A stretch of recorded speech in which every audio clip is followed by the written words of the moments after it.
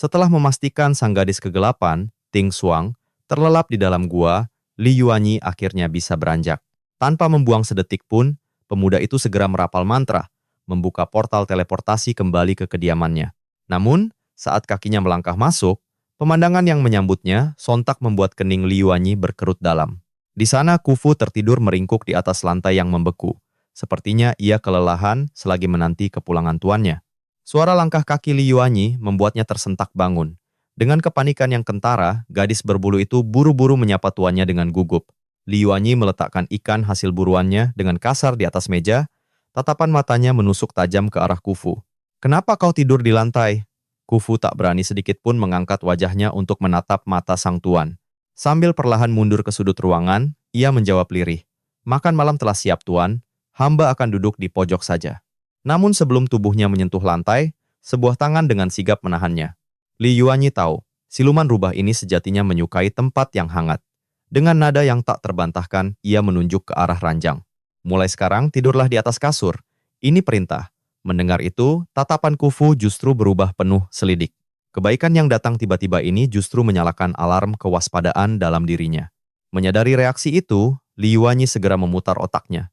Ia harus mengubah taktik dan kembali mengaktifkan mode majikan kejam agar tak menimbulkan curiga. "Duduk diam di sana. Malam ini biar aku yang memasak. Aku khawatir kau akan meracuni makananku, lalu kabur membawa semua hartaku." Kufu tertegun sejenak, lalu menghembuskan nafas lega. Syukurlah, tuannya masih sama seperti yang ia kenal. Seorang bajingan yang penuh curiga, hanya saja sedikit lebih baik dari biasanya. Tiba-tiba, sebuah notifikasi muncul di benak Li Yuanyi dari sang sistem. "Tingkat kesukaan Kufu bertambah 1 poin. Anda mendapatkan bonus 5 poin." Li Yuanyi hanya bisa menggelengkan kepala, semakin tak bisa memahami jalan pikiran gadis ini. Setidaknya, ia merasa mulai mahir menangani Kufu. Saat makan malam tiba, sang tuan muda kembali menunjukkan sisi pemaksanya. Ia menarik sebuah kursi, memaksa Kufu untuk duduk dan makan bersamanya di meja yang sama. Semangkuk nasi disodorkan ke hadapan Kufu. "Habiskan, atau kau akan kupukul. Aku paling benci melihat ada orang kelaparan di rumahku." Tepat saat Kufu hendak menyuapkan nasi, matanya menangkap sesuatu yang aneh di leher Li Yuanyi. Seketika tubuhnya menegang. Detik berikutnya, mangkuk dan sumpit dibanting keras ke atas meja. Suasananya berubah genting. Dengan wajah pucat pasi, Kufu menunjuk leher Li Yuanyi. "Tuan, Anda telah ditandai oleh aroma suku kegelapan." Sang tuan muda memasang ekspresi bingung. "Ditandai? Apa masalahnya dengan itu?" Dengan suara bergetar, Kufu menjelaskan, "Itu masalah besar, Tuan. Artinya, ada seorang wanita dari suku kegelapan yang menginginkan Anda. Mereka akan memaksa Tuan untuk melanjutkan garis keturunan mereka." Li Yuanyi terdiam. Dalam hati ia terkejut, gadis ini ternyata tahu sedetail itu. Kufu segera menarik lengan bajunya, berusaha membuatnya berdiri. "Kita harus pergi dari sini, Tuan. Sekarang juga. Kita harus mencari tempat yang tak bisa mereka jangkau. Jika tertangkap, Tuan hanya akan dijadikan alat reproduksi hingga tak berguna lagi, lalu dibuang begitu saja ke dalam hutan." Namun Li Yuanyi justru dengan tenang melepaskan cengkraman Kufu dan meletakkan kembali mangkuknya di atas meja. "Jika itu terjadi, bukankah artinya kau akan bebas dari perbudakanku?" Pertanyaan itu telak menghantam Kufu, membuatnya terdiam 1000 bahasa. Ia menunduk, jemarinya meremas ujung pakaiannya. Hamba hanya tidak ingin melihat orang yang hamba kenal terluka. Sistem di kepalanya mendeteksi gejolak emosi yang sangat kuat dari dalam diri Kufu. Namun sistem itu sendiri kebingungan. Apakah ini murni kasih sayang atau tanda-tanda obsesi? Li Yuanyi pun memutuskan untuk mengakhiri pembicaraan berat itu. Ia sadar bahaya jika Kufu sampai tahu hubungannya dengan Ting Xuang. "Sudahlah, aku tahu kau sangat setia padaku. Sekarang, habiskan makananmu. Kita bicarakan ini nanti." Waktu pun berlalu, malam semakin larut. Diam-diam, Li Yuanyi mengamati Kufu yang terlelap di atas ranjang dalam wujud separuh rubahnya. Perasaan iba perlahan menyelimuti hatinya. Tanpa sadar, tangannya terulur, menyentuh ekor rubah Kufu yang lembut menjuntai. Matanya berbinar, lembut sekali. Sensasi bulu ini benar-benar luar biasa. Ia jadi berpikir, selama bertransmigrasi, ia belum pernah mencoba ras manusia serigala. Bulu serigala mungkin terasa lebih kasar, tapi bulu rubah ini entah kenapa begitu nyaman hingga membuatnya ketagihan. Sentuhan itu membuat Kufu tersentak bangun. Dengan wajah memerah padam, Gadis rubah itu refleks menarik ekornya. Tuan, apa yang Anda lakukan? Bukannya berhenti, rasa penasaran Li Yuanyi justru memuncak saat tangannya meraba semakin dalam. Dengan suara tertahan, Kufu memohon, Tuan, tolong hentikan. Jangan sentuh pangkal ekor hamba. Jika diteruskan, tubuh hamba akan bereaksi aneh. Mendengar itu, batin Li Yuanyi justru semakin bergejolak. Demi menaklukkan para heroin, ia takkan segan menantang sang protagonis utama. Memangnya, kenapa kalau harus melawan takdir sang pahlawan? Jangan pernah bermimpi merebut apa yang sudah menjadi target seorang Liwan, sang tuan muda licik. Ketertarikan Li Yuanyi pada ekor rubah itu baru saja tumbuh semalam. Bulu-bulunya yang selembut sutra menjadi pelampiasan stres yang sempurna. Meski Kufu terlihat enggan, ia tetap pasrah membiarkan majikan palsunya itu berbuat sesuka hati. Namun, sebuah perasaan aneh menjalar di hati sang gadis rubah. Sebuah debaran yang belum pernah ia rasakan seumur hidupnya. Tingkat kesukaan Kufu kembali meningkat. Bonus 50 poin berhasil didapatkan. Toko sistem kini terbuka, menawarkan item-item yang lebih langka. Di sisi lain, Kufu merasa kewarasannya mulai goyah. Sebagai bagian dari ras rubah, ia tahu persis arti sakral saat ekornya disentuh oleh lawan jenis. Tapi anehnya, alih-alih merasa terancam, ia justru merasakan keamanan mutlak yang tak pernah ia temukan sebelumnya pada diri Li Yuanyi. Setidaknya, untuk malam ini, ia memutuskan untuk terlelap dalam damai, bersandar pada kehangatan sang tuan. Saat fajar menyingsing, Li Yuanyi membuka mata menyambut pagi. Ia menoleh dan mendapati Kufu di sisinya telah kembali ke wujud manusia seutuhnya. Dalam tidurnya, wajah gadis itu memancarkan kepolosan dan kecantikan yang menenangkan jiwa. Namun begitu matanya terbuka, aura Kufu seketika berubah menjadi dingin dan serius. Ia bersiap untuk memulai tugasnya bersama para pelayan lain. Sebelum melangkah keluar, Kufu berbalik dan mengingatkan dengan nada tegas, Tuan, jangan lupa untuk segera menemui tetua Sufu. Kita harus segera membahas rencana kepindahan. Wanita dari suku kegelapan itu sudah mengincarmu. Tetap di desa ini, sama saja bunuh diri.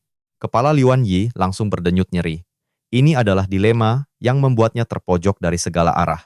Jika ia meninggalkan desa, Ting Shuang pasti akan mengamuk dan jatuh ke sisi gelap. Tapi di sisi lain, Kufu sudah bertekad pindah demi keselamatannya. Dan jika ia menolak keinginan Kufu, tingkat kesukaannya bisa langsung anjlok. Melayani para heroin ini benar-benar menguji kesabaran. Sang tuan muda miskin hanya bisa memijat pelipisnya. Nanti kita bicarakan lagi, gumamnya. Pindah tempat tinggal bukanlah hal sepele, butuh persiapan yang sangat matang. Sementara itu, di kebun buah, Kufu tengah sibuk memetik buah-buahan. Bahkan saat melakukan pekerjaan kasar, pesonanya tetap terpancar. Tentu saja, Tian Rui, sang protagonis asli dalam novel ini, juga sependapat. Hari ini, Tian Rui si pahlawan novel, bertekad untuk membuat Kufu jatuh ke dalam pelukannya. Ia telah mempersiapkan segalanya dengan sempurna. Tubuhnya dibalut setelan mutiara yang direkomendasikan oleh sistemnya. Konon, setelan itu memiliki efek meningkatkan pesona pemakainya sebesar 100 poin selama 1 jam penuh. Inilah momen bersejarah, pertemuan pertama antara sang pahlawan sejati dan heroinenya. Tian Rui berjalan mendekat, membusungkan dada dengan penuh percaya diri. Halo, Nona Manis. Keranjang itu kelihatannya berat. Biar aku bantu membawanya untukmu. Kufu menoleh, memindai penampilannya dari atas ke bawah. Bukannya terpesona, tatapannya justru menunjukkan rasa jijik yang tak terselubung. Di mata Kufu, pria ini benar-benar aneh. Wajahnya begitu berminyak hingga memantulkan cahaya mentari dengan menyilaukan. Dengan ketus, Kufu mengibaskan tangannya, mengusir pria itu. Menjauhlah. Ini adalah tugasku sebagai pelayan. Jika pekerjaanku kau ambil, maka aku tidak akan punya tempat lagi di sini. Jangan menggangguku. Tian Rui, sang pahlawan novel, langsung membeku di tempat. Hatinya terasa hancur. Dia adalah protagonis. Kenapa reaksinya seperti ini? Bukankah seharusnya gadis itu tersipu malu dan jatuh hati pada pandangan pertama? Ia mencoba menghibur dirinya sendiri. Ah, dia pasti hanya malu-malu. Tentu saja, itu karena aku terlalu tampan dan berkarisma sampai membuatnya gugup. Adegan konyol itu rupanya tak luput dari pandangan Li Yuanyi yang baru saja tiba. Sudut bibirnya terangkat, membentuk sebuah seringai licik. Dia pikir hanya Tian Rui yang bisa bermain drama. Li Yuanyi seketika mengubah ekspresinya menjadi lembut dan melankolis, siap melancarkan jurus andalannya. Ia pun berjalan mendekat sambil memanggil dengan suara yang dibuat serapuh mungkin. Kufu. Ah, Kufuku tersayang. Tian Rui dan Kufu menoleh serempak. Sang tuan muda miskin memasang wajah sendu, seolah merasa bersalah. Aku sangat merindukanmu, sampai tak tahan untuk tidak menyusulmu kemari. Lalu ia melirik Tian Rui dengan tatapan pura-pura kaget. Sepertinya, sudah ada kakak ini yang menemanimu. Maaf, aku tidak bermaksud mengganggu kalian berdua. Rahang Tian Rui nyaris jatuh ke tanah. Kenapa karakter figuran ini muncul di sini? Dan kenapa aktingnya 100 kali lebih meyakinkan darinya? Liuan Yi terus mendominasi panggung tanpa memberinya celah. Seandainya aku tahu kau tidak sendirian, aku tidak akan datang untuk mengganggumu. Sang gadis rubah yang panik, sontak menggelengkan kepala dengan cepat dan menyangkal. Tidak tuan, aku sama sekali tidak mengenalnya. Pekerjaanku juga sudah selesai. Ayo, kita pulang sekarang juga. Sang pahlawan novel hanya bisa gigit jari, menyaksikan Liuan Yi dengan santainya mengambil alih keranjang buah dari tangan Kufu. Tuan muda miskin itu lalu melempar senyum kemenangan ke arah Tian Rui. Tatapannya seolah berkata, "Bocah, jangan pernah bermimpi bisa menang melawanku. Malam ini, kamu ingin makan apa? Katakan saja, akan kusiapkan hidangan paling istimewa untukmu." Sementara itu dari kejauhan, Shi Tianru, sang pahlawan sejati, hanya bisa menatap tak percaya. Sesuai alur cerita asli, karakter ampas seperti Li Yuani seharusnya sudah lenyap sejak bab awal. Shi Tianru menjambak rambutnya frustrasi. Dunia ini seharusnya miliknya. Dialah sang protagonis sejati. Tapi kenapa takdir seolah mempermainkannya? Dirinya yang merupakan protagonis asli justru ditolak mentah-mentah oleh sang heroin, yang malah memilih bergandengan tangan dengan Li Yuani, si karakter figuran tak berguna itu. Dalam perjalanan pulang, Kufu tak bisa berhenti menatap cemas punggung Li Yuani. Akhirnya, kegelisahan di hatinya memuncak. Si gadis rubah itu pun memperingatkan dengan nada serius. "Tuan, Anda harus waspada dengan pria aneh tadi. Niatnya jelas busuk. Berani-beraninya dia menggoda pelayan orang lain di depan umum. Dan satu hal lagi Tuan, tolong jangan bersikap manja seperti itu lagi. Jika pria lain di desa melihatnya, reputasi Tuan akan semakin hancur." Li Yuani tertegun sejenak. Dia baru sadar, Kufu mengkhawatirkan akting teh hijau yang sengaja ia lakukan untuk memprovokasi Shi Tianru barusan. Mendengar celotehan itu, langkah tuan muda miskin itu mendadak terhenti. Kufu ikut berhenti. Wajahnya pucat, pasti melihat ekspresi tuannya. "Tuan, ada apa? Kenapa berhenti?" Li Yuani berbalik, tatapannya mengunci lekat mata sang gadis rubah. "Dengar, aku sama sekali tidak peduli apa kata orang lain tentangku. Mereka sudah membenciku sejak awal kan? Satu-satunya yang penting bagiku sekarang adalah menebus semua kesalahanku padamu." Kufu terdiam 1000 bahasa. Perubahan drastis ini membuatnya curiga. Jangan-jangan kepala tuannya benar-benar terbentur. Tapi entah kenapa, ada kehangatan aneh yang menyelinap ke dalam hatinya. Notifikasi sistem berbunyi, tingkat kesukaan Kufu kembali meningkat. Melihat itu, Li Yuani menghela napas lega dalam hati. Padahal Kufu, si gadis rubah ini, baru satu dari 7 heroin yang harus ia taklukkan. Perjalanan masih panjang, masih ada 6 wanita berbahaya yang menantinya. Namun, mengingat Kufu adalah heroin pertama yang ia temui di dunia ini, hati Li Yuani pun melunak. Senyum lembut terukir di wajah tuan muda miskin itu. Tangannya terulur, mengelus lembut puncak kepala Kufu. "Senyummu itu sangat indah, jadi aku ingin kau lebih sering tersenyum. Bahkan jika suatu hari nanti aku sudah tidak ada lagi di sisimu." Wajah si gadis rubah, yang tadinya merona karena pujian itu, mendadak berubah sendu mendengar kalimat terakhirnya. Dia menggeleng keras. "Sudah tuan, ayo cepat pulang, aku lapar. Jangan bicara yang aneh-aneh." Sementara itu, Shi Tianru yang tertinggal jauh di belakang, menggertakkan giginya menahan amarah yang membara, saat sebuah peringatan muncul dari sistem di kepalanya. Kini ia 100% yakin bahwa Li Yuani adalah sesama transmigrator. Sama sepertinya, jika Li Yuani berhasil menaklukkan para heroin lebih dulu, maka dialah sang protagonis asli yang akan dilenyapkan dari dunia ini. Tinjunya terkepal erat. "Aku tidak akan kalah dari sampah itu. Musim dingin akan segera datang. Para wanita dari suku kegelapan pasti sedang putus asa mencari pasangan." Otaknya bekerja cepat mengingat kembali alur cerita yang asli. Dia teringat satu karakter sampingan, seorang wanita suku kegelapan yang haus akan pengakuan. Senyum iblis terukir di wajah Shi Tianru. "Jika aku memberinya sedikit harapan, aku pasti bisa memanfaatkannya. Biarlah tangan orang lain yang membersihkan sampah itu, alur cerita ini harus kembali ke jalur yang benar, ke tanganku." Setibanya di gubuk, suasana damai menyambut mereka. Li Yuani dengan bangga menyajikan mahakarya terbarunya. Dia menyodorkan semangkuk masakan dengan aroma menusuk. Nah, makanlah selagi hangat.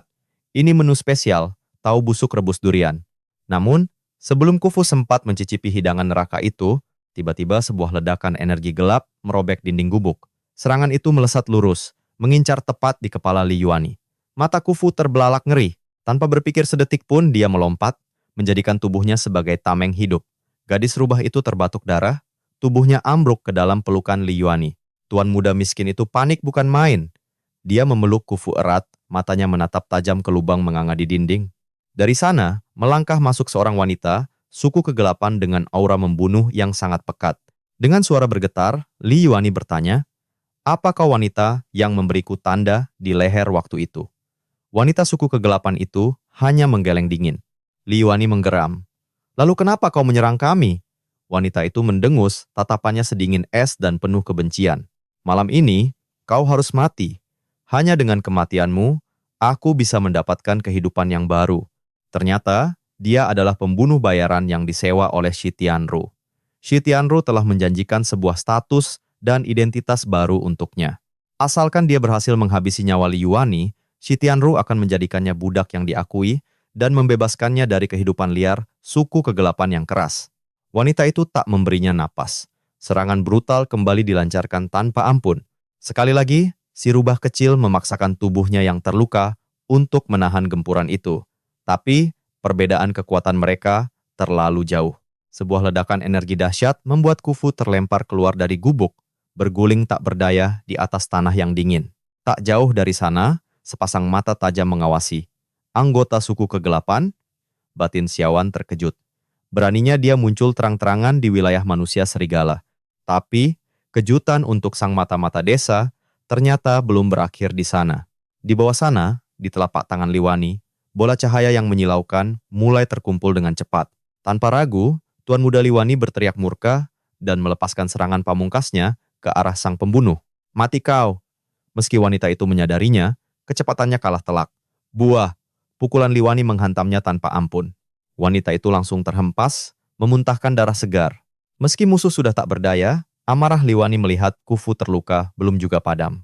Ia melompat, melampiaskan sisa amarahnya dengan satu pukulan lagi. Tanah di bawahnya retak, debu pun membumbung ke udara. Menyaksikan itu, Xiao Yuan di atas pohon bergumam kagum. Liwani, dia benar-benar berbeda dari rumor yang mengatakan dia tak berguna. Kejutan apa lagi yang disembunyikan pria ini? Dan pelayan rubahnya itu, walau terlihat lemah, intinya sangat kuat. Sepertinya kekuatannya disegel. Menarik.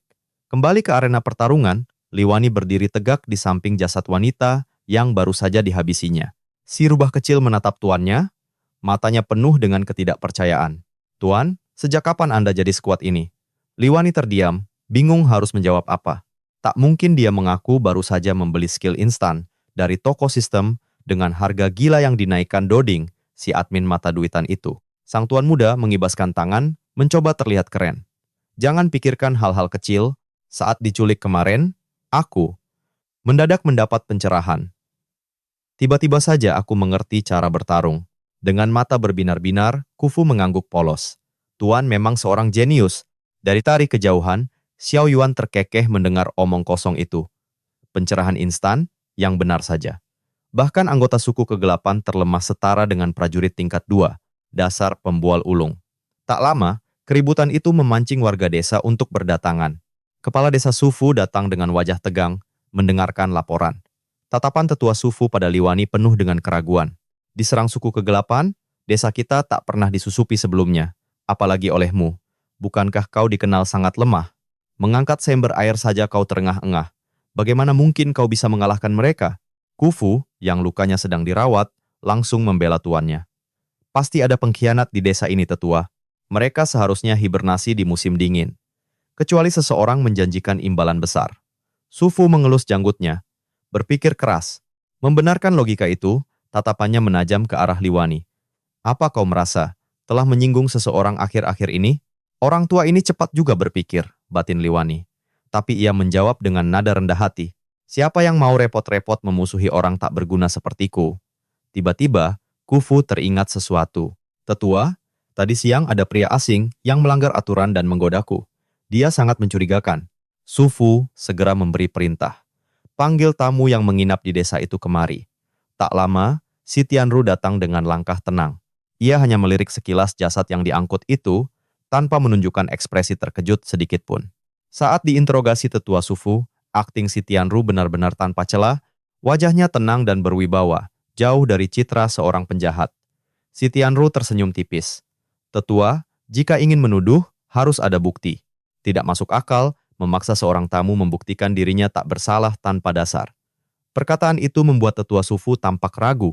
Penampilan si Tianru memang terlalu bersih dan sopan untuk dicurigai begitu saja. Melihat keraguan itu, Tianru langsung membalikkan keadaan. Meskipun saya orang baru, saya sudah mendengar banyak rumor. Katanya, Tuan Liwani ini seorang pemalas dan suka menyiksa pelayannya. Bahkan, dia pernah diculik suku kegelapan, lalu kembali hidup-hidup. Pria itu menatap para warga desa, sengaja memprovokasi mereka. Pernahkah kalian berpikir, kenapa dia bisa selamat dari sarang monster itu? Jangan-jangan, semua ini hanyalah sandiwaranya. Melihat Liwani tersudut, si Tianru makin yakin dia menang. Namun dengan santai, Liwani hanya mengangkat bahu. Kenapa aku bisa kembali? Tentu saja karena aku kuat. Ditambah, keberuntunganku sedang bagus. Kufu pun ikut bersuara lantang. Benar, wanita suku kegelapan yang menyerang malam ini tewas di tangan Tuan Liwani. Tuan telah menyelamatkanku. Tetua sufu terdiam. Ia tahu betul, Kufu adalah gadis jujur yang tak pernah berbohong. Model, dan benar saja, pendulum kecurigaan kembali berayun. Sayangnya, mata elang si Tianrui menangkap kesalahan fatal itu. Tanpa ragu, jarinya menunjuk leher Li Yuanji, berteriak agar seluruh desa mendengarnya. Lihat semua, ada bekas gigitan di lehernya. Itu adalah tanda dari klan kegelapan. Li Yuanji terdiam membeku. Rencananya untuk menahan Kufu tinggal lebih lama, kini hancur lebur. Situasi berubah menjadi genting. Jika terus menyangkal, masalah ini takkan ada habisnya. Li Yuanji memutar otaknya cepat, lalu menghela napas. Dia memutuskan untuk bicara jujur pada tetua sufu. Dengan tatapan serius, Li Yuanji menghadap sang tetua. Tetua, sebenarnya, besok saya dan Kufu berencana pindah ke kota Yangsan. Aku mengaku, aku memang sudah ditandai. Jika aku tetap di sini, cepat atau lambat wanita dari klan kegelapan itu pasti akan kembali. Serangan barusan? Mungkin baru permulaan. Wajah tetua sufu tampak begitu cemas. Dia menatap pemuda yang dikenalnya sejak kecil itu dengan ragu. Tapi nak, kau besar di desa terpencil ini. Apa kau yakin bisa bertahan di dunia luar sana? Li Yuanji pun memasang ekspresi paling putus asa. Sebuah akting sempurna, seolah pasrah pada takdir. Terima kasih atas perhatian tetua, tapi tolong jangan menahanku lagi. Ini juga demi keselamatan seluruh desa. Namun, saat Li Yuanji dan Kufu hendak berbalik, si Tianrui, si pahlawan gadungan, melompat menghadang jalan mereka. Wajahnya memerah karena amarah. Si Tianrui merentangkan tangannya lebar-lebar. Kalian tidak boleh pergi. Li Yuanji mendengus jengkel. Ini malam terakhirnya di desa. Dia hanya ingin istirahat. Tapi lalat pengganggu ini benar-benar merusak suasana. Si pahlawan gadungan itu mulai panik. Dia bahkan belum sempat mendekati Ting Xuan, sang heroin lainnya. Jika Kufu pergi sekarang, apalah artinya dia menjadi protagonis di sini? Tetua desa yang melihat tingkahnya mulai kehilangan kesabaran. Anak muda, apa urusanmu dengan kepindahan mereka? Minggir. Tapi si Tianrui bersikeras, menunjuk lurus ke wajah Li Yuanji. Urusannya dengan klan kegelapan belum tuntas, tetua. Dia pasti berusaha kabur dan akan membahayakan desa kita. Li Yuanji menatapnya dengan dingin, lalu menjawab santai. Kau punya bukti? Sama seperti Li Yuanji yang tak punya bukti si Tianrui mengirim pembunuh, si Tianrui pun tak berkutik karena tak bisa membuktikan tuduhannya. Di sisinya, Kufu menatap protagonis asli itu dengan tatapan jijik yang sama sekali tak disembunyikan. Seketika, sistem di kepala si Tianrui berbunyi nyaring. Peringatan, tingkat kebencian heroin terhadap host meningkat drastis. Si Tianrui terperangah. Dia tak menyangka hasilnya akan separah ini. Sistemnya segera memberi saran, host sebaiknya mundur untuk saat ini. Saat ini, kekuatan host belum bisa menandingi Li Yuanji. Lagi pula, menurut data plot, di kota Yangsan ada heroin lain yang menunggu untuk ditaklukkan. Kita bisa menyusulnya nanti. Si Tianrui berpikir sejenak. Masuk akal juga, daripada makin kehilangan muka, dia akhirnya terdiam dan masuk kembali ke rumahnya dengan dongkol. Melihat tatapan jijik Kufu pada si Tianrui, Li Yuanji menghela napas lega. Setidaknya satu masalah beres. Dia tak perlu lagi cemas. Kufu akan terpikat pesona protagonis palsu itu. Setelah keributan usai, Li Yuanji pun berpamitan secara resmi pada tetua sufu. Bagaimanapun, Tetua itu telah melihat pemilik tubuh ini tumbuh besar, jadi ada sedikit ikatan emosional di antara mereka. Tetua Sufu menepuk pundak Li Yuanji. Hiduplah dengan baik, nak. Perlakukan pelayanmu dengan benar, dan jadilah orang yang jujur di kota yang san nanti. Mereka pun kembali ke gubuk reot mereka. Kondisinya sungguh mengenaskan, hancur lebur setelah pertarungan tadi. Dindingnya berlubang dan perabotan porak-poranda. Melihat tatapan sedih Kufu, Li Yuanji tersenyum tipis. Sudahlah, biarkan saja. Tak perlu diperbaiki lagi. Li Yuanji meraih tangan mungil Kufu, terasa begitu hangat di genggamannya. Kau tidak pernah suka tempat ini, kan? Anggap saja semua ini telah berakhir. Kita akan segera punya rumah baru. Mendengar kata rumah baru kita berdua, wajah Kufu seketika memerah padam. Dia begitu malu hingga tak berani mengangkat wajahnya. Li Yuanji menatap langit malam. Karena ini malam terakhir kita, ayo tidur lebih awal. Kita perlu banyak tenaga untuk besok. Kufu menatap pintu rumah yang sudah hancur, menyisakan lubang besar. Tuan, apa aman tidur seperti ini? Li Yuanji tertawa. Tenang saja, kemiskinanku ini sudah terkenal sampai 10 desa. Tidak akan ada pencuri yang mau mampir ke sini. Dia lalu menatap Kufu dalam-dalam. Satu-satunya harta yang berharga di sini hanyalah dirimu. Karena itu, malam ini kita tidur bersama. Bola mata Kufu si ayang berbulu melebar sempurna. Seluruh tubuhnya gemetar hebat karena ketakutan. Melihat itu, sang tuan muda miskin sigap mengangkat kedua tangannya. Tenang, jangan salah paham. Aku tak akan melakukan hal aneh. Kita hanya perlu tidur berdekatan untuk saling menghangatkan. Lagi pula, jika kau benar-benar takut, kau bisa kembali ke wujud rubahmu. Kufu masih diselimuti keraguan, namun akhirnya ia mengulurkan tangan mungilnya. Tuan, jika kau berani berbuat lancang, hamba bersumpah akan melawan sampai mati. Li Yuantai tersenyum menenangkan. Selama bertahun-tahun ini, apa aku pernah menyentuhmu sehelai rambut pun? Jadi, untuk kali ini saja, percayalah padaku. Lampu pun padam, menelan gubuk reot itu dalam pekatnya kegelapan. Setelah saling berucap selamat malam, mereka pun berbaring berdampingan. Ternyata, inilah momen pertama si rubah kecil berada dalam jarak sedekat ini dengan tuannya. Aroma khas tubuh Li Yuantai menguar, memenuhi indranya. Mengingat perlakuan keji Li Yuan di masa lalu, perubahan drastis ini terasa sangat janggal, seolah jiwa yang berbeda telah merasuki raganya. Kufu memberanikan diri, menatap siluet wajah tuannya yang terlelap di bawah cahaya rembulan. Hatinya berbisik, jika tuan bisa selamanya sebaik ini, mungkin aku bersedia mengabdikan sisa hidupku untuknya. Tiba-tiba, mata Li Yuanji sang tuan muda miskin terbuka, menatapnya dengan lembut. Kita ini setara, Kufu. Kau tak perlu memaksakan dirimu. Dan saat itu juga, notifikasi dari sang admin perjodohan alias sistem muncul dengan heboh. Gombalan maut terdeteksi. Tingkat kesukaan Kufu meroket hingga 4 bintang. Li Yuanji terperangah. Tak disangka, satu kalimat sederhana ternyata memiliki dampak yang begitu dahsyat. Dengan penuh perasaan, sang raja drama melanjutkan modusnya. Mari kita saling mengenal dari awal. Aku bersumpah takkan pernah memperlakukanmu seperti dulu lagi. Anggap saja ini sebagai penebusan dosa atas nama Li Yuanji yang lama. Benteng pertahanan di hati Kufu runtuh seketika. Ia tak mampu lagi membendung emosinya. Si korban trauma itu merangsek maju, memeluk erat lengan Li Yuanji, dan menenggelamkan wajahnya di sana. Malam terakhir, mereka di desa itu menjadi sebuah titik balik yang krusial. Li Yuanji tersenyum tipis. Hanya tinggal 1 bintang lagi, maka ia akan berhasil menaklukkan hati Kufu sepenuhnya.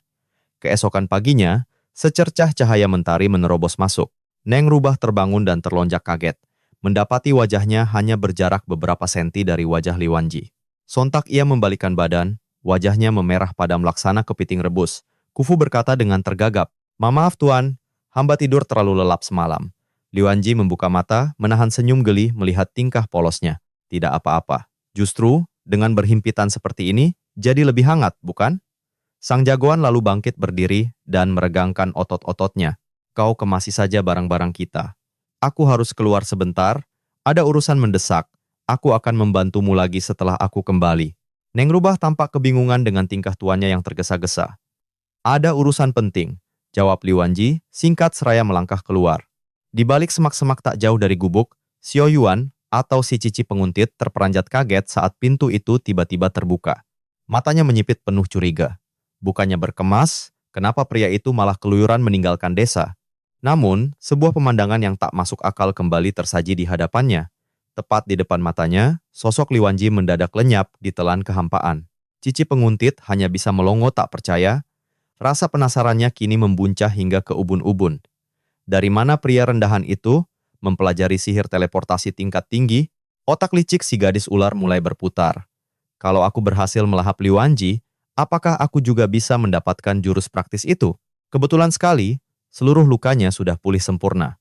Xiao Yuan, sang mata-mata desa, memiringkan kepalanya.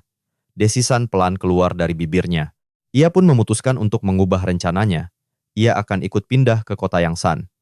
Mangsa yang satu ini terlalu menarik untuk dilepaskan begitu saja. Sementara itu di tempat lain, Li Wanji telah tiba di tujuannya, sebuah gua terpencil di jantung hutan liar.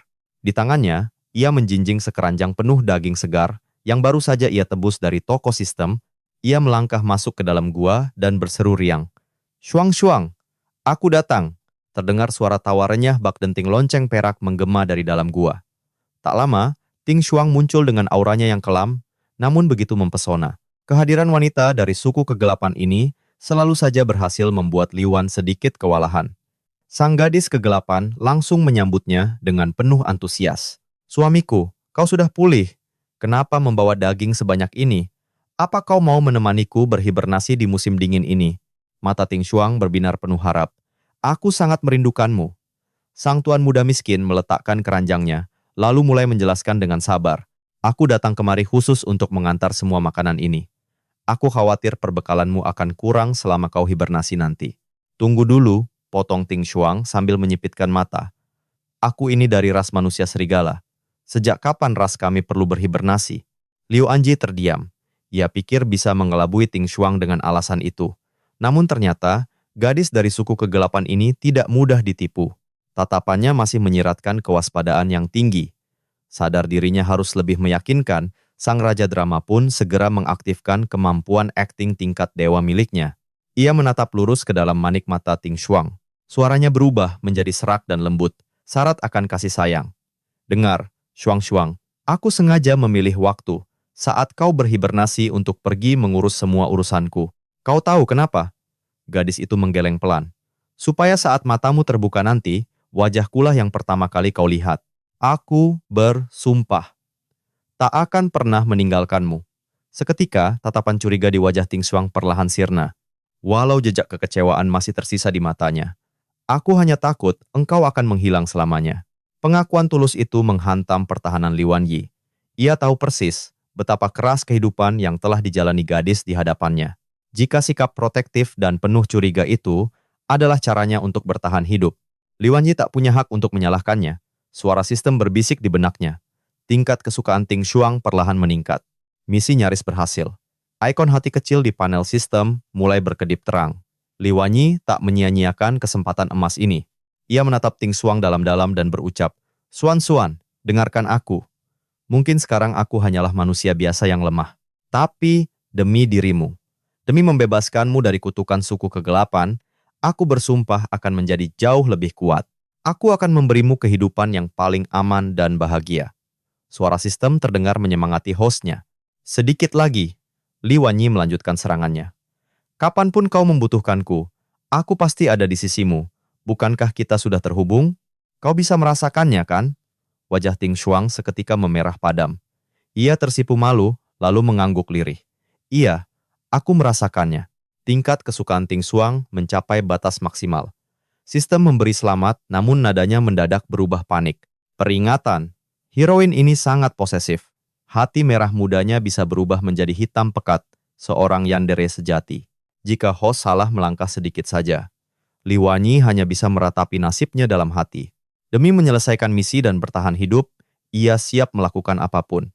Namun tiba-tiba, ekspresi Ting Shuang berubah jadi menggoda. Tatapannya menyiratkan hasrat yang dalam. Awalnya Li Wanyi bingung, tapi sedetik kemudian ia sadar apa yang diinginkan gadis itu sebelum hibernasinya. Tuan muda yang malang itu hanya bisa menjerit dalam hati, "Sistem, tolong aku." Namun karena adegan selanjutnya terlalu panas untuk ditampilkan, kita akan melewati bagian ini dengan bijaksana. Setelah urusan yang menguras energi itu berakhir, Li Wanyi kembali ke kediamannya di desa dengan langkah lemas. Di dalam, terlihat Kouhu telah selesai berkemas. Li Wanyi meletakkan bungkusan makanan di meja, lalu tangannya terulur, merapikan rambut Kouhu yang berantakan. Liwanyi tersenyum tipis. Lihatlah dirimu, kau begitu sibuk sampai rambutmu acak-acakan. Siapa sangka, sentuhan lembut itu membuat tatapan gadis rubah itu melembut. Detik berikutnya, gadis rubah yang biasanya bersikap dingin itu tiba-tiba memeluk pinggang Liwanyi dengan erat. Dengan suara bergetar, gadis itu memohon, "Tuan, jangan. Kumohon jangan terlalu baik padaku. Aku takut. Aku takut jika aku benar-benar jatuh cinta padamu, Tuan." Tak lama berselang, waktu perpisahan pun tiba. Tetua Shifu mengantar mereka hingga ke gerbang desa. Melihat ketulusan di mata sang tetua, Liwanyi tak kuasa menahan diri untuk memeluknya erat. "Terima kasih atas segalanya, tetua." Namun, tetua Shifu dengan canggung mendorongnya menjauh seraya mengomel. "Cih, anak muda zaman sekarang gampang sekali menangis." Tapi kemudian, nada suaranya melembut. Ia berbisik lirih, nyaris tak terdengar, "Jika kau tak sanggup bertahan di luar sana, ingatlah untuk kembali. Di sini, selalu ada semangkuk nasi untukmu." Kouhu yang mendengarnya hanya bisa menghela napas haru. Gadis itu berkata, "Jika bukan karena perlindungan tetua Shifu selama ini, mungkin Tuan Liwanyi yang asli sudah lama tiada." Keduanya pun berjanji akan kembali menjenguk sang tetua suatu saat nanti. Perjalanan 2 hari pun berlalu. Mereka kini melintasi sebuah hutan misterius yang diselimuti kabut tipis. Cahaya remang-remang menuntun langkah mereka di jalan setapak. Hingga akhirnya tiba di depan sebuah air terjun yang megah. Suara gemericik air terdengar menenangkan jiwa. Liwanyi pun menyarankan untuk rehat sejenak. "Kouhu, mandilah dulu untuk menyegarkan diri. Aku akan mencari kayu bakar di sekitar sini." Gadis rubah itu seketika membelalakkan matanya dan memprotes. "Tuan, mana bisa begitu? Pekerjaan kasar seperti ini adalah tugasku sebagai pelayan." Liwanyi memotong ucapannya dengan tegas. Ia menatap lurus ke mata gadis rubah itu. "Ingat baik-baik, mulai sekarang, jangan pernah lagi menganggap dirimu seorang pelayan. Kita adalah keluarga." Mendengar kata keluarga, pipi Kouhu langsung memerah padam hingga ke telinga. Sudut bibirnya terangkat, membentuk senyuman manis yang tak bisa lagi ia sembunyikan. Liwanyi meyakinkannya bahwa area sekitar sudah aman dan tak ada siapa-siapa. Jadi, Kouhu bisa mandi dengan tenang. Saat Liwanyi mencari kayu bakar, sistem kembali melapor lewat telepati. "Laporan untuk host. Apapun yang Anda lakukan, tingkat kesukaan gadis rubah terus meningkat." Tuan muda itu tersenyum puas. "Tentu saja, ini semua berkat pesonaku." Namun senyumnya lenyap seketika. Ia menyadari ada yang aneh. Tumbuh-tumbuhan di hutan ini terasa terlalu subur. Bahkan sebelum ia sempat bereaksi. Serat, serat, sistem panik bersuara. "Bahaya, ada informasi baru. Heroin bernama Ruan Linzu, sang putri hutan, bersemayam di sini. Koordinat kita berada tepat di jantung wilayahnya. Namun peringatan itu sudah terlambat." Sedetik kemudian, tubuh Li Yuani direnggut ke udara, terikat kencang dan tergantung terbalik persis seperti bakcang. Sang raja drama hanya bisa mendengus kesal. "Sialan, ini pasti karena ketampananku dianggap remeh. Protagonis asli novel ini kan super tampan, sementara skor wajahku cuma 9,9 dari 100. Tiba-tiba, sepasang kaki indah melangkah ringan di atas embun pagi. Sosok peri menawan bergaun hijau giok muncul dari balik pepohonan. Wanita itu bergumam lirih, suaranya selembut hembusan angin. "Oh, seorang pemuda dari ras serigala. Hutan ini sudah terlalu lama sunyi." Akhirnya, ada mangsa yang lewat. Doding, sang sistem, memberi info kilat. "Tuan, menurut alur cerita, Ruan Linzu yang asli sedang disegel oleh imam besar hutan. Sosok di hadapanmu ini kemungkinan besar hanyalah proyeksi jiwanya." Sementara itu, Ruan Linzu menatapnya penuh selidik. "Siapa namamu?" Merasa ada celah negosiasi, Li Yuani menjawab sopan walau posisinya terbalik. "Namaku Li Yuani." Tapi Ruan Linzu malah mendekat, mengendus-endus tubuhnya dengan wajah polos tanpa dosa. Aromamu wangi. Sepertinya lezat untuk disantap." Darah Li Yuani seketika mendidih. "Hei, apa kau sudah gila? Mana ada orang yang bertanya nama mangsanya sebelum melahapnya?" Beruntung, sebuah teriakan terdengar dari kejauhan, memanggil namanya. "Tuan, Tuan ada di mana?" Mendengar itu, Ruan Linzu tersentak. Dia merasakan kehadiran aura yang jauh lebih kuat. Tubuhnya perlahan memudar menjadi partikel cahaya. Tepat sebelum lenyap, ia berbisik genit di telinga Li Yuani, "Aku akan menunggumu datang mencariku. Ya, Brook." Ikatan sulur itu terlepas begitu saja. Li Yuani jatuh menghantam tanah dengan keras. Sambil meringis kesakitan, ia mendongak dan melihat wajah Kufu yang panik menatapnya. Setelah mendengar ceritanya, ekspresi gadis rubah itu berubah serius. Dengan cemas, ia membantu tuannya berdiri. "Tuan, aura di tempat ini terasa dingin dan menekan. Firasatku benar-benar buruk. Kita harus segera pergi dari sini." Liyuani sudah menduga pelayannya bukan sosok biasa. Tapi ia tak menyangka insting Kufu setajam ini. Tentu saja, karena Kufu adalah putri ras rubah yang tengah dalam pelarian. Tak lama, mereka pun tiba di gerbang kota Yangsan. Sejak bertransmigrasi, Liyuani belum pernah melihat kota. Ia terkesima oleh pemandangan yang begitu ramai, bangunan megah, dan pasar yang riuh membuatnya terpana. Namun, reaksi Kufu justru 180 derajat berbeda. Gadis itu tampak muram, tatapannya kosong. Dengan lirih, ia bergumam, "Kampung halamanku dulu jauh lebih indah dari ini. Sayang, semuanya telah hancur." Liyuani mengusap kepalanya lembut. "Jangan bersedih. Aku berjanji akan kubantu kau membangun kembali rumahmu," menurut alur cerita aslinya. Setelah karakter Liyuani ini tewas, Kufu akan membangun kembali klannya bersama protagonis utama, Shi Tianrui. Liyuani pun bertekad dalam hati. Apapun yang bisa dilakukan si karakter utama itu, aku harus bisa melakukannya jauh lebih baik. Akan tetapi, Kufu menatapnya dengan curiga. "Bagaimana Tuan bisa tahu tentang masa laluku, dan mengapa Tuan begitu yakin bisa membantuku?" Gawat, Liyuani sadar ia terlalu bersemangat dan nyaris membocorkan rahasia plotnya. Sang Raja Drama segera memasang wajah melankolis. "Yah, kau tahu sendiri kan, dulu aku memang brengsek. Tapi akhir-akhir ini aku banyak merenung. Dan aku baru menyadari betapa berat penderitaan yang kau tanggung sendirian." Kufu terdiam sejenak, lalu mengangguk perlahan. Ia menerima alasan itu karena tuannya memang telah banyak berubah. "Apapun alasannya, aku berharap Tuan akan selalu seperti ini." Melihat wajah polos itu, hati Liyuani luluh. Ia mengangguk mantap, "Pasti." Liyuani lalu melihat sekeliling. "Sekarang, kita harus cari penginapan." Tapi Kufu menggelengkan kepala dengan percaya diri. "Tidak perlu Tuan, ikuti saja aku." Gadis rubah itu memimpin jalan, menyusuri gang-gang sempit hingga tiba di sebuah halaman mewah yang tersembunyi. Kufu mengetuk pintu dengan sebuah ritme khusus. Tok, tok, tok, tok. Pintu pun terbuka. Seorang prajurit wanita ras rubah dengan tubuh setinggi 8 kaki atau lebih dari 2 meter muncul. Otot-otot kekarnya terlihat jelas di balik baju zirahnya. Begitu melihat siapa tamunya, mata prajurit wanita itu terbelalak. Dengan suara menggelegar, ia berteriak kaget. Putri."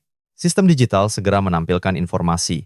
Info karakter Chun Yi, mantan pelayan pribadi Ibu Kufu, seorang prajurit setia dari klan rubah.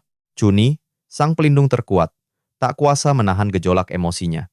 Kristal bening mulai membasahi pelupuk matanya. Tak pernah ia duga. Setelah penantian panjang, ia bisa kembali menatap wajah sang putri yang telah lama hilang. Namun, momen reuni yang mengharukan itu seketika hancur berkeping-keping saat sang putri menceritakan kisah kelamnya, bagaimana ia dijual kepada kaum serigala dan dipaksa hidup sebagai budak. Hati Chunyi serasa diremas, ia menarik Kufu ke dalam pelukan erat. Ratapannya terdengar pilu. "Putriku, penderitaan macam apa yang harus kau lalui selama ini?" Tiba-tiba, kelembutan di mata Chunyi lenyap, berganti tatapan setajam pedang. Amarah berkobar saat menangkap sosok pemuda serigala yang bersembunyi canggung di belakang Kufu. Aura membunuh yang begitu pekat dan dingin langsung meledak dari tubuhnya yang perkasa. Sang pelindung itu menggeram rendah, tangannya sudah siaga di gagang pedang. Apakah pemuda ini pelakunya? Dialah yang telah memperbudak sang putri. Atmosfer di halaman itu seketika menjadi berat dan mencekam. Liyuani bisa merasakan hawa dingin kematian merayap di kulitnya. Menyadari situasi genting itu, Kufu segera maju, menjelaskan dengan panik. "Bukan Bibi Chun. Ini tidak seperti yang Bibi pikirkan. Dia adalah Tuan Liyuani." Namun sedetik kemudian, gadis rubah itu meralat ucapannya. "Tidak, maksudku, dulu dia adalah tuanku, tapi sekarang berbeda. Sekarang, kami adalah keluarga." "Keluarga?" Kata itu menggema di benak Chuni, membuatnya terdiam, dahinya berkerut dalam. Ia teringat akan utang budi yang tak terhingga kepada Raja dan Ratu Rubah. Kini, kesempatannya untuk membalas kebaikan itu telah tiba dengan melindungi putri mereka. Chuni menarik napas dalam, berusaha menekan kembali niat membunuhnya yang meluap. "Baiklah putri, hamba mengerti." Namun, saat matanya beralih menatap Liyuani, sorotnya tetap sedingin es, penuh kecurigaan. Selama bertahun-tahun, Hamba bersembunyi dalam kesunyian, agar tak menarik perhatian yang tak diinginkan. Sembari terus menanti kabar tentang Anda, hamba bahkan telah menyiapkan kamar terbaik untuk menyambut Anda. Mendengar itu, Kufu tersenyum lega. Terima kasih, Bibi Chun. Oh ya, bisakah Liwani tinggal di kamar sebelahku? Chuni jelas menunjukkan keberatan. Tapi melihat tatapan memohon sang putri yang begitu membela pemuda serigala itu, ia tak punya pilihan lain selain menyerah. Baiklah, jawab Chuni dengan kaku. Dia boleh menempati kamar sebelah dengan satu syarat. Pemuda itu harus membersihkan kamarnya sendiri. Hamba tidak akan melayani orang asing. Setelah itu, ia membungkuk hormat lalu berbalik pergi. Hamba akan ke dapur untuk menyiapkan hidangan spesial demi merayakan kembalinya Tuan Putri. Begitu sosok Chuni lenyap di balik pintu, Kufu, sang gadis berhati hangat, langsung menoleh pada Liwani. Yuani, jangan khawatirkan soal kamarmu. Biar aku yang membantumu membereskannya. Tawarnya dengan senyum yang begitu manis. Liwani merasa tak enak hati. Tidak perlu. Bukankah status budakmu sudah kuhapuskan? Kenapa kau masih mau melakukan pekerjaan seperti ini untukku? Gadis rubah itu hanya menggeleng pelan. Membantumu bukanlah beban bagiku. Liwani hanya bisa menghela napas dalam hati. Gadis ini terlalu baik. Pemilik tubuh ini yang dulu benar-benar gila karena menyia-nyiakan permata seperti dia. Sambil berjalan ke kamar, Kufu berceloteh riang. Kau tahu, sejak aku dijual, aku belum pernah kembali ke kota Yangsan. Ternyata sudah banyak yang berubah, ya? Nanti malam setelah makan, ayo kita jalan-jalan melihat kota. Liwani baru saja akan mengiyakan dengan antusias. Saat tiba-tiba, sebuah jendela sistem berwarna merah menyala muncul di hadapannya. Peringatan darurat, bahaya tuan. Nilai kehitaman Ting Xuang meningkat secara drastis. Wajah Liwani seketika pucat pasi. Ia menelan ludah dengan susah payah. Melihat ekspresi Liwani yang berubah total, Kufu bertanya cemas. Yuani, kau baik-baik saja. Tak punya waktu, sang raja drama langsung beraksi. Memegangi perutnya, wajahnya berkerut menahan sakit. Aduh, perutku. Sepertinya aku salah makan tadi di perjalanan. Sakit sekali, erangnya. Kufu, bisakah kau bereskan barang-barangmu dulu? Aku harus ke toilet. Tunggu aku di sini, jangan kemana-mana. Tanpa menunggu jawaban, Liwani langsung melesat pergi. Dalam hatinya ia mengumpat, sial, kenapa aku harus menenangkan dua heroin di saat yang bersamaan seperti ini? Repot sekali. Begitu ia berada di tempat yang aman dan tak terlihat oleh Kufu, Liwani berteriak dalam benaknya. Sistem, buka koordinat lokasi Ting Xuang. Sekarang juga, sebuah portal teleportasi langsung terbuka di hadapannya. Wush! Dalam sekejap, Liwani tiba di sebuah hutan belantara, tepat di depan goa persembunyian Ting Xuang. Namun, pemandangan yang menyambutnya adalah kehancuran total. Pohon-pohon tumbang dan tanah terkoyak oleh bekas pertempuran dahsyat. Bahkan sebelum Liwani sempat melangkah, sesosok tubuh terlempar dengan keras dari dalam goa. X Yuang! Teriak Liwani panik. Ia melesat, menangkap tubuh lemah gadis itu di udara, memeluknya erat dan menggunakan punggungnya sendiri sebagai perisai saat mereka mendarat dengan keras. Ting Xuang terbatuk lemah dalam pelukannya. Darah segar menetes dari bibirnya, napasnya terdengar berat. Saat melihat Liwani, matanya melebar karena kaget bercampur takut. Cepat pergi! Lari dari sini! Jangan hiraukan aku, bisik Ting Xuang, suaranya nyaris tak terdengar. Sesaat kemudian, 3 wanita dari suku kegelapan muncul dari dalam gua. Langkah mereka angkuh, memancarkan aura kelam yang menyesakkan dada. Salah satunya tertawa sinis, menatap Liwani dengan pandangan lapar. Oho! Lihat siapa yang datang berkunjung. Hanya seekor anjing serigala kecil. Dagingnya pasti lezat kalau dijadikan dendeng. Ting Xuang tahu kekejaman kaumnya. Sambil mencengkeram baju Liwani, ia memohon, kumohon, pergilah. Kau takkan bisa menang melawan mereka. Namun, ucapan itu justru menyinggung Liwani. Dengan lembut, ia membaringkan Ting Xuang, lalu bangkit berdiri dengan tatapan dingin. Sorot matanya menajam, menusuk lurus ke arah 3 wanita dari suku kegelapan itu. Sepertinya, skill mahal yang ia beli kemarin akan terpakai lagi. Dengan suara rendah dan dingin, sang jagoan berkata, berani kalian menyentuh wanitaku? Apa kalian sudah bosan hidup? Mendengar itu, Ting Xuang terperangah. Jantungnya berdebar tak karuan. Dia baru saja menyebutku. Wanitanya, di sisi lain, ketiga musuh itu hanya mendengus remeh. Bagi mereka, Ting Xuang yang lebih kuat saja tak berdaya, apalagi pemuda dari ras serigala biasa ini. Sayang sekali, mereka tak sadar. Lawan yang mereka hadapi adalah seorang player dengan sistem cheat. Demi memastikan kemenangan, sang tuan muda tak ragu membakar 50 poin lagi untuk upgrade kekuatan secara instan. Salah satu musuh melesat maju sambil menyeringai. "Sini, manis, biar kakak beri pelajaran." Serunya dengan nada genit. "Dua!" Tanpa peringatan, tinju sang jagoan melesat secepat kilat, menghantam wajahnya hingga terpental jauh. "Jangan sok kenal," desisnya dingin. "Siapa saudaramu?" Dua musuh yang tersisa terbelalak kaget. Mereka tak percaya teman mereka tumbang dalam sekejap. Ternyata, pemuda ini bukan mangsa biasa. Keduanya segera bersiap, mengambil formasi untuk menyerang dari kiri dan kanan. Liwani tak gentar. Ia mengepalkan kedua tangannya, menyelimuti tinjunya dengan api energi yang membara. "Musnahkan!" Boom boom! Sang jagoan menghantam keduanya secara bersamaan. Seketika, tubuh mereka hancur menjadi debu hitam dan lenyap ditiup angin. Menyaksikan itu semua, Ting Xuang hanya bisa menatap punggung Liwani dengan ekspresi tak percaya. Mungkinkah? Selama ini dia menyembunyikan kekuatan yang begitu mengerikan. Liwani menepuk tangannya, seolah membersihkan debu sampah. Ia bergumam pada abu yang tersisa, "Prinsipku adalah tidak memukul wanita. Tapi jika ada yang berani menyakiti wanitaku, itu lain cerita. Kalian percaya hukum rimba, kan? Yang kuat memangsa yang lemah. Semoga kalian lebih beruntung di kehidupan berikutnya." Pertarungan pun berakhir dalam sekejap mata. Suara sistem terdengar riang. "Luar biasa, Tuan. Anda mendapatkan 200 poin dari insiden ini. Modal kembali plus untung besar." Liwani kemudian membopong Ting Xuang kembali ke gua, membaringkannya di atas batu yang dingin. Melihat luka yang memenuhi tubuh gadis itu, hatinya terasa perih. Begitu pula dengan dompet virtualnya. Dengan berat hati, sang tuan muda miskin merelakan 2 poin lagi. Poin yang sangat berharga baginya. Untuk membeli kotak P3K dari toko sistem. Dengan penuh perhatian, Liwani mulai membersihkan dan mengobati luka Ting Xuang. Tapi, ia tak menyadari. Tatapan Ting Xuang kini penuh dengan pemujaan yang dalam, ada kilatan aneh di matanya. Tiba-tiba, Ting Xuang bergerak. Bukan serangan mematikan, tapi sebuah pelukan erat di leher Liwani, menariknya mendekat secara agresif.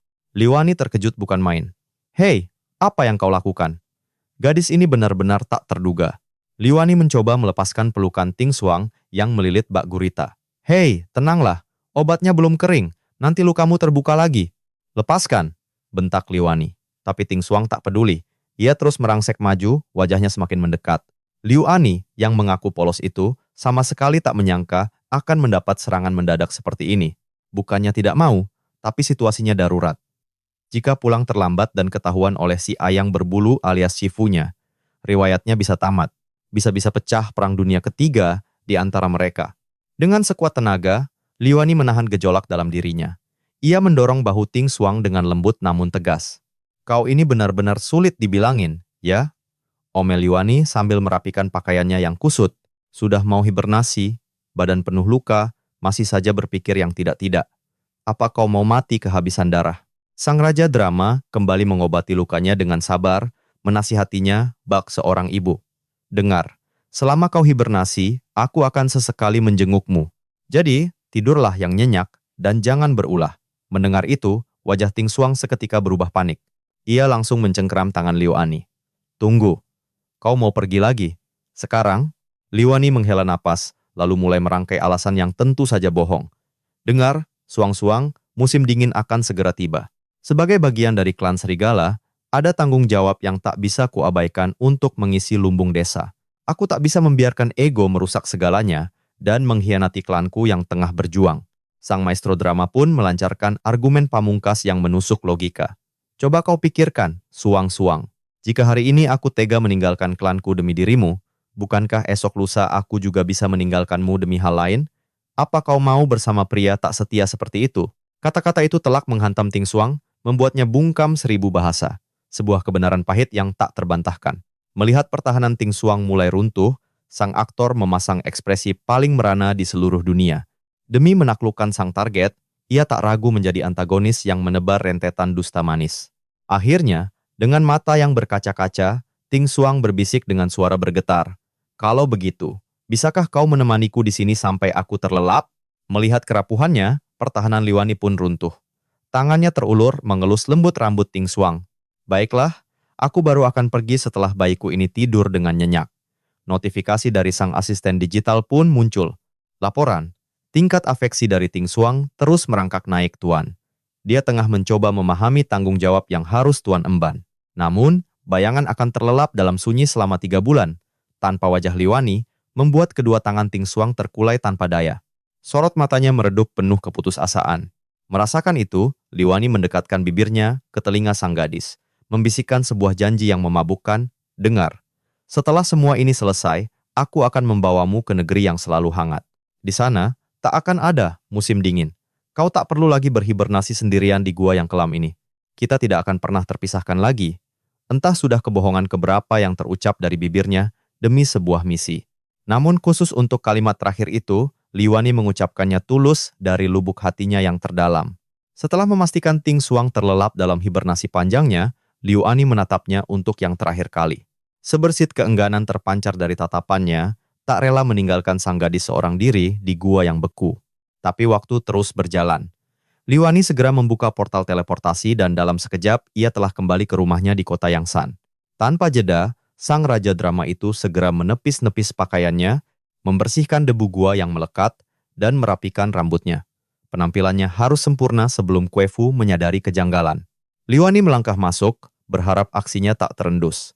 Hah, aman. Namun, kalimatnya terputus saat langkahnya terkunci.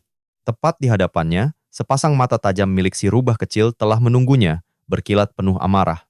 Sial, dia tertangkap basah. Kue Fu melipat tangannya di dada, auranya sedingin es. Dari mana saja kau, Tuan? Kenapa baru kembali sekarang? Sang tuan muda menelan ludah dengan susah payah. Otaknya berputar 1000 kali lebih cepat, merangkai alibi. Ah, tadi. Aku kebelet, tapi tak ada toilet umum. Jadi aku berlari ke hutan di pinggir kota. Sialnya, karena gelap aku malah tergelincir masuk ke sebuah lubang. Lihat, bajuku jadi sekotor ini. Liwani sendiri sadar, alasan itu terdengar sangat konyol. Mana mungkin orang jatuh ke lubang tapi malah beraroma gua yang lembab. Anehnya, si rubah licik itu tak mendesaknya lebih jauh, meski tatapannya seolah bisa menembus segala kebohongannya. Kue Fu hanya menghela napas kasar dan menunjuk ke arah kamar mandi. Sudahlah, kamarmu sudah kubersihkan. Sekarang cepat mandi, bau badanmu menusuk hidung. Sang tuan mengangguk patuh lalu bergegas kabur ke kamar mandi. Jauh di dalam hatinya, ia heran mengapa gadis itu tak memberondongnya dengan pertanyaan lagi. Liwani pun mengadu pada sistemnya. Sistem, ini gila. Baru menghadapi 2 target saja aku sudah hampir mati kewalahan hanya untuk menutupi jejakku. Bagaimana nasibku jika harus menghadapi ketujuhnya sekaligus? Aku bisa mati muda karena stres. Sang admin sistem merespon dengan tenang. Harap tenang, Tuan. Ada sebuah strategi yang bisa dijalankan. Selama Tuan berhasil menaklukkan satu target hingga tingkat afeksinya maksimal, target itu tak akan pernah mengalami fase blackening lagi. Jadi, selagi Ting Xuang berhibernasi, Tuan harus fokus untuk mempercepat progres penaklukan Kue Fu. Liwani mengangguk, strategi itu memang masuk akal, tapi kegelisahannya belum sirna. Ia teringat pada Shi Tianrui, pahlawan palsu yang pastinya kini sedang mati-matian mencari keberadaan para heroin lainnya. Aku tidak bisa lengah. Bisa jadi Shi Tianrui juga sudah menginjakkan kaki di kota Yangsan. Aku harus selangkah di depannya dan menemukan target heroin di kota ini lebih dulu. Kesan pertama adalah segalanya. Sang raja drama yang tadinya lesu, kini mendadak mendobrak pintu kamar mandi dengan semangat 45 yang membara. Tinju kanannya terangkat ke udara. Jiwa muda tak boleh menyerah.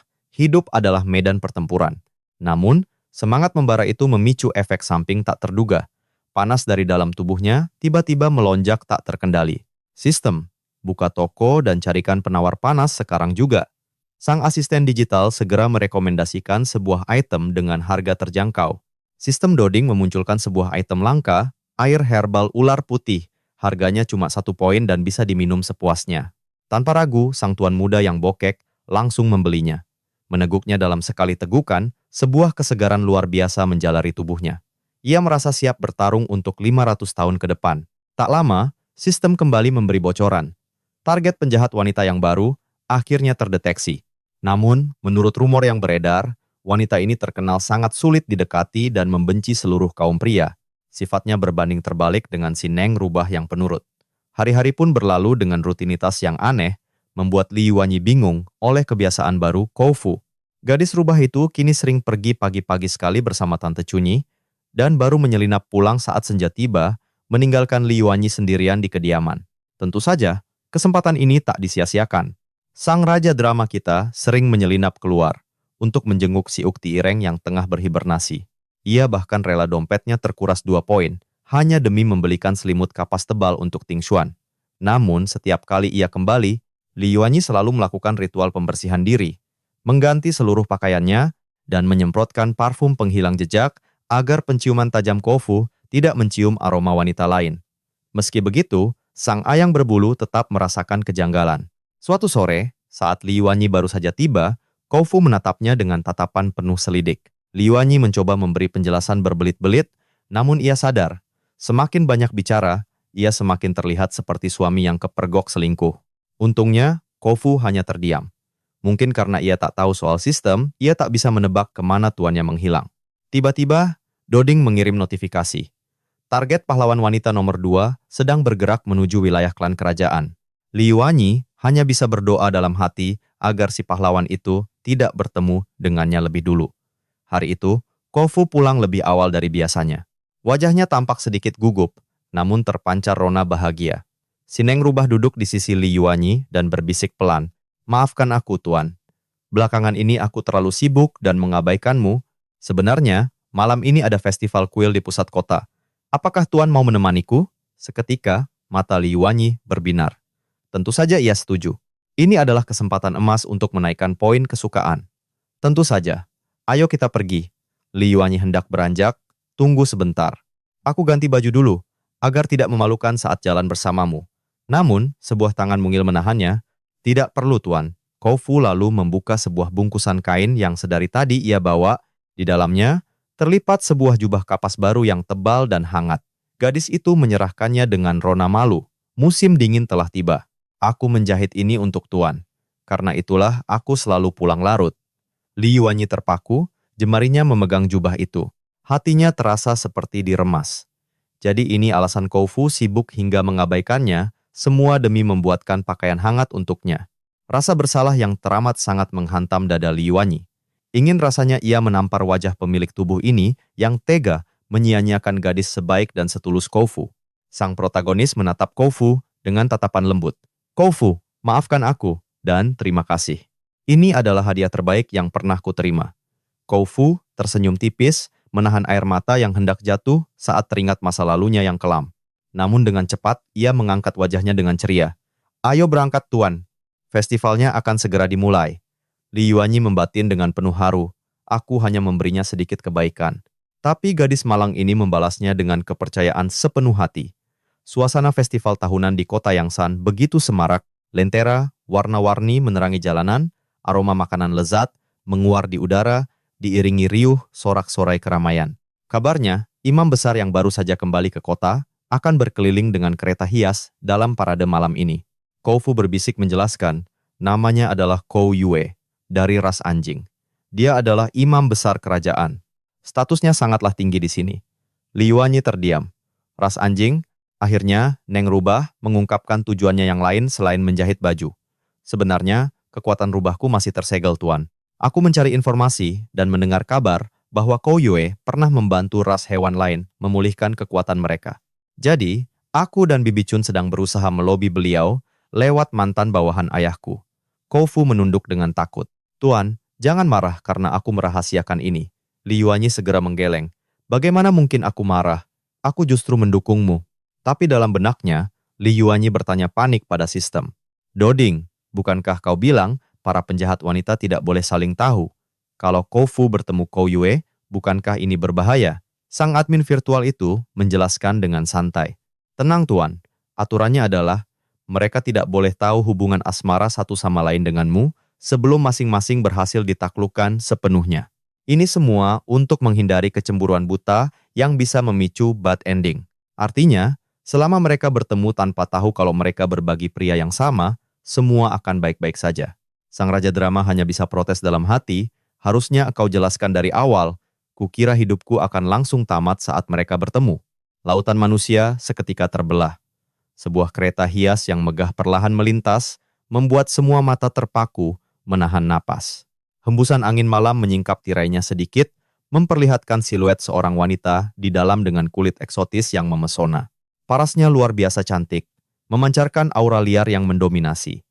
Dialah Kuan, sang antagonis wanita yang akhirnya menampakkan diri. Melihat Li Yuan yang tak berkedip menatap kereta itu, Kuofu langsung mendaratkan sikutan pelan di pinggangnya dengan wajah masam. "Tuan, sadarlah dari lamunanmu." Kuan Yu itu terkenal sangat sulit didekati dan dia membenci semua pria. Jadi jangan berharap terlalu tinggi. Li Yuan justru menangkap detail lain. Sebuah taring kecil yang manis menyembul dari bibir sang wanita saat ia menatap kerumunan dengan tatapan sedingin es. Sudut bibir sang raja drama pun terangkat, membentuk seulas senyum yang syarat akan makna. Membenci pria? Ya, dia tahu betul. Menaklukkan sang pahlawan wanita yang satu ini bukanlah perkara yang mudah. Tapi, justru kesulitan itulah yang membuat tantangannya semakin menggoda. Demi membuat Kuofu bahagia, Li Yuan rela menyeret tubuh lelahnya menuju festival kuil. Di bawah ledakan warna-warni kembang api, jarak di antara hati mereka pun perlahan terkikis. Momen itu terasa seolah hanya milik mereka berdua. Kuofu tak bisa lagi menahan senyum yang merekah di wajahnya. Ia menatap Li Yuan dan berbisik lembut, "Tuan, malam ini, aku sungguh bahagia." Mendengar pengakuan tulus itu, Li Yuan sempat tertegun. Namun melihat raut wajah Kuofu yang begitu ceria, Li Yuan hanya bisa terdiam, turut merasakan kebahagiaan yang sama. Setelah berjalan hingga larut, Li Yuan mengajak Kuofu untuk pulang. Tepat pada momen itu, sebuah jendela sistem muncul di hadapannya. Notifikasi dari Doding, sang admin sistem, muncul. Terdeteksi, tingkat kesukaan Kuofu melesat naik secara vertikal. Akhirnya, bintang kelima yang telah lama dinanti pun menyala terang. Sebagai hadiah, Li Yuan langsung mendapatkan jackpot 150 poin. Setibanya mereka di kediaman, Kuofu langsung bergegas menyalakan api tungku untuk menyiapkan air mandi. Pemandangan itu membuat Chu Niyi merasa gemas sekaligus jengkel. Wanita tangguh itu pun langsung menegur sang putri yang ia layani. "Putri, jangan lupakan status Anda. Anda adalah orang bebas sekarang. Pekerjaan kasar seperti ini tidak pantas Anda lakukan, apalagi hanya untuk melayani pria itu." Namun, Kuofu hanya menjawab santai, menganggapnya bukan masalah. Mungkin karena sudah menjadi kebiasaan, ia justru merasa senang bisa melakukan hal-hal sederhana seperti ini. Jawaban polos itu sontak memancing emosi Chu Niyi. Ia langsung membalas dengan nada yang lebih tajam. "Apa maksudmu terbiasa? Jika bukan karena Raja Rubah menyembunyikan identitas agung Anda, Li Yuan, yang hanya manusia serigala dari suku terpencil itu, bahkan tak pantas membawakan sepatu Anda." Mendengar omelan yang sama, Kuofu hanya bisa memasang wajah malas. Ia hanya berkata singkat, "Bibi tidak akan mengerti. Lagi pula, 2 hari lagi akan ada peristiwa besar." Chu Niyi tiba-tiba mendekatkan wajahnya, menatap tajam seraya menggoda sang putri hingga membuatnya salah tingkah. Apakah Tuan Putri menyukainya?" Sang gadis rubah hanya bisa memalingkan wajahnya yang memerah, mencoba mencari alasan. "Dulu, dia membeliku untuk dijadikan istrinya. Lagi pula, aku kasihan melihatnya sendirian, jauh dari rumah." Mendengar penjelasan yang berbelit-belit itu, sang bibi hanya melipat tangannya diiringi senyum yang penuh makna. Tapi ia lekas menyela, "Aku tahu kau sudah memasuki usia menikah. Tapi ingatlah, dunia ini dipenuhi orang jahat. Jadi, kau harus selalu waspada. Jangan sampai terperdaya oleh pria licik." Kuofu hanya menunduk, dengan malu-malu berjanji akan lebih berhati-hati.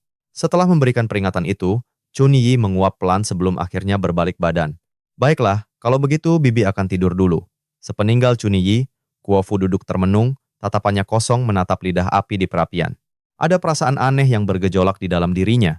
Sejak pulang dari festival, hatinya terasa begitu gelisah. Jantungnya berdebar tak karuan, dan ada dorongan kuat untuk melakukan sesuatu. Entah karena gejolak masa muda, atau karena hawa panas dari perapian. Pipi Kuofu terasa panas membara. Di saat yang sama, Li Yuan menyadari ada sesuatu yang tidak beres. Aroma wangi yang samar namun begitu memikat perlahan mulai memenuhi seluruh ruangan. Ini jelas bukan aroma sabun biasa. Jendela sistem Doding kembali muncul, memberikan sebuah peringatan darurat. Itu adalah feromon. Sesuai tatanan dunia ini, bangsa hewan akan melepaskan aroma ini pada waktu tertentu. Ini artinya, Kuofu akan segera memasuki masa dewasanya secara biologis. Li Yuan sempat bingung, bukankah Kuofu baru berusia 16 tahun, tapi ia teringat, 2 hari lagi adalah ulang tahun Kuofu yang ke-17. Menurut karakteristik ras hewan, usia segitu sudah dianggap matang. Li Yuan akhirnya paham kenapa tingkah Kuofu hari ini terasa aneh dan mengapa dirinya merasakan dorongan kuat untuk terus berada di dekatnya. Ternyata, Semua ini adalah efek dari feromon itu.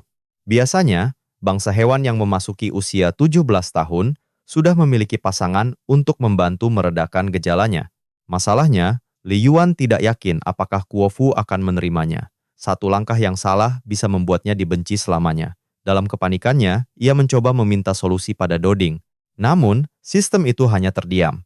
Bukannya memberi solusi, Doding malah ikut panik dan mendesak tuannya untuk segera bertindak. Namun lamunannya seketika pecah saat suara Kufu terdengar, memberitahu bahwa air mandinya telah siap. Li Yuan menguatkan hatinya. Ia berkata tak perlu terburu-buru, karena ada hal krusial yang harus mereka bicarakan.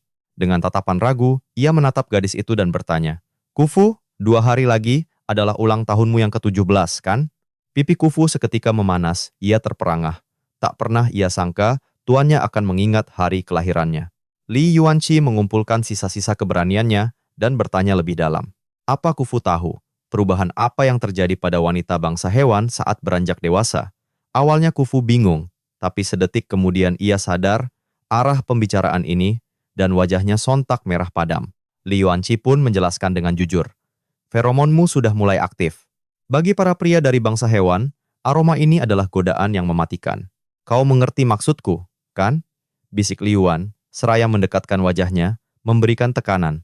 Aku tahu dulu aku memperlakukanmu dengan sangat buruk, jadi aku tidak tahu bagaimana perasaanmu padaku saat ini. Aku tak mau mengambil keuntungan dari kondisi biologismu ini. Jadi kita harus memperjelasnya sekarang juga. Sekali kita menjalani ritual kontrak, kau akan terikat padaku selamanya. Li Yuanqi memastikan sekali lagi, Kufu, apa kau mendengarku? Namun reaksi Kufu benar-benar di luar dugaan. Matanya tampak sayu, seolah terhipnotis oleh cinta. Pikirannya seakan kosong. Wajah gadis itu terasa semakin panas membara. Desah napasnya pun terdengar semakin berat. Tanpa suara, tangannya menyelinap dan menyentuh dada Li Yuanyi. Jantung pemuda itu bergetar hebat. Akhirnya, Kufu benar-benar telah membuka hatinya. Perasaan gadis itu begitu polos dan murni. Meskipun sebelumnya kata-kata tajam Chunyi sempat menggoyahkan hatinya, dan ia sempat menyangkal perasaannya pada Li Yuanyi, tapi aroma feromon di ruangan itu tidak bisa berbohong. Setelah beberapa saat, mereka perlahan saling menjauhkan diri, menyisakan wajah yang memerah padam, dan napas yang masih tersengal akibat ciuman yang baru saja terjadi. Kini, Kufu telah membulatkan tekadnya, menahan debaran jantungnya yang menggila, ia bergumam lirih. Tuan, bukankah aku memang dibeli oleh keluargamu untuk menjadi istrimu? Li Yuanyi hanya bisa terdiam. Wajahnya pias, namun pipinya merona saat menatap gadis rubah di hadapannya. Sadar ditatap begitu dalam, Kufu bergumam malu. Tuan, jangan menatapku seperti itu. Aku malu. Padahal, bukan hanya dia yang gugup, Li Yuanyi bisa merasakan jantungnya sendiri berpacu dengan liar. Sejak ia bertransmigrasi ke dunia novel ini, belum pernah sekalipun ia menatap seorang gadis dengan perasaan seserius ini. Tiba-tiba, Li Yuan tersadar. Tunggu sebentar, bukankah misinya adalah untuk menaklukkan para penjahat wanita? Kenapa sekarang? Malah aku yang merasa sedang ditaklukkan. Ini tidak benar. Li Yuan pun mengusap lembut bibir Kufu dan menarik tubuh mungil itu. Keduanya sekali lagi tenggelam dalam momen hangat yang tak terpisahkan. Sambil terus mengecap bibir manisnya, Li Yuanyi bergulat dalam benaknya. Apa aku benar-benar boleh melakukan ini? Apa tidak apa-apa jika aku jatuh dalam pesona Kufu? Tapi seolah kesadarannya kembali, Li Yuanyi buru-buru mendorong pelan tubuh Kufu menjauh. Sambil memejamkan mata, ia berkata bahwa situasi mereka saat ini sudah terlalu berlebihan. Namun Kufu justru mengambil langkah maju dengan berani. Ia menatap Li Yuanyi dan berkata, Li Yuanyi, aku pernah membencimu. Aku bahkan pernah merasa jijik padamu. Apa kau tahu itu? Tapi kau tiba-tiba berubah. Gadis itu menunduk, tak berani menatap mata Li Yuanyi. Aku pernah curiga. Aku terus menebak-nebak. Aku hanya butuh satu jawaban. Apakah perasaanmu kepadaku benar-benar tulus? Suasana menjadi hening. Tak ada yang berani bersuara. Kufu hanya diam memeluk tubuh besar Li Yuanyi, menunggu sebuah jawaban. Sedangkan Li Yuanyi sendiri terdiam cukup lama. Bagaimana mungkin ia tidak tulus? Li Yuanyi teringat semua waktu yang telah ia habiskan bersama Kufu. Memang benar, pada awalnya ia mendekati Kufu hanya demi bertahan hidup. Tapi seiring berjalannya waktu, ia sendiri menjadi ragu. Apakah aku hanya ingin memanfaatkannya, atau aku benar-benar sudah jatuh cinta padanya? Bahkan saat melihat Kufu, tersenyum bahagia di festival tadi. Hatinya ikut merasakan kehangatan yang tak terlukiskan. Dan saat Kufu bersedih, hatinya seolah ikut teriris oleh rasa sakit yang menusuk hingga ke kalbu. Akhirnya, Li Wanyi dengan lembut membalas pelukan tubuh mungil gadis rubah itu. Ia sendiri tak tahu mengapa hatinya bisa terasa begitu penuh. Tapi mungkin, ketidakjelasan inilah yang disebut sebagai cinta. Melihat jawaban tanpa kata itu, Kufu terkesiap. Dia bisa merasakan ketulusan yang murni dari dekapan hangat itu. Gadis itu dengan perlahan mundur, lalu mulai melepaskan pakaiannya. Dengan tubuh yang tak lagi dilindungi zirah, ia melangkah maju dan berkata dengan tegas, "Sebagai ras rubah yang suci, aku tidak akan menyerahkan diriku pada sembarang orang. Tapi mulai saat ini, kamulah satu-satunya pilihanku." Selesai berkata demikian, tanpa aba-aba, Kufu mendorong Li Wanyi hingga tercebur ke dalam kolam air hangat. Dan tanpa menunggu, Kufu langsung melompat ke atas tubuh Li Wanyi. Model, malam itu menjadi saksi saat mereka melukis sebuah kisah romansa yang begitu intim, seakan ruang dan waktu membeku hanya untuk mereka berdua. Bahkan Bibi Chunyi pun telah lama terlelap, tak menyadari apapun. Keduanya terhanyut dalam momen hangat yang mengikat takdir mereka semakin erat. Kemampuan Li Wanyi memang luar biasa, ya. Keahliannya menebar janji manis dan pesona palsu, lalu berpura-pura peduli saat membutuhkan simpati. Dia benar-benar punya bakat jadi politikus. Senjatanya hanya lidah tak bertulang, tapi yang tertipu begitu banyak. Sudahlah, cukup sampai di sini. Aku pamit dulu, mau latihan menipu juga. Sampai jumpa.